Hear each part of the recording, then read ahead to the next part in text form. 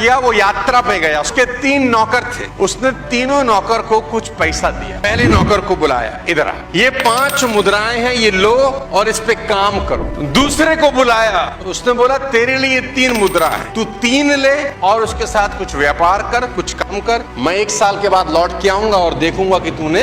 तीसरे नौकर को बुलाया, उसको 1 मुद्रा दी कि ये तेरे पास 1 है, तू जा इसके साथ कुछ कार्य कर, कुछ धंधा पानी कर, मैं 1 साल के बाद लौट के आऊंगा और देखूंगा कि तूने इसके साथ क्या।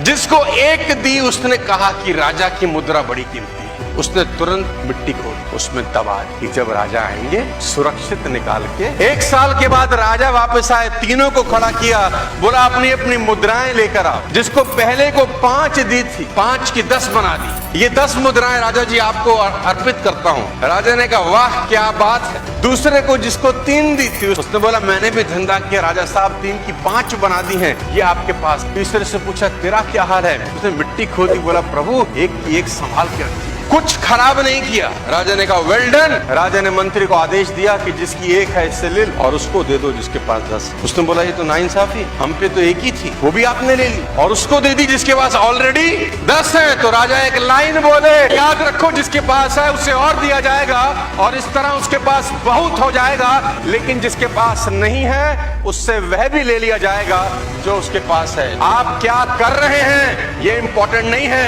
इंपॉर्टेंट ये है कि साला आप क्या कर सकते हैं। एक राजा ने क्या किया।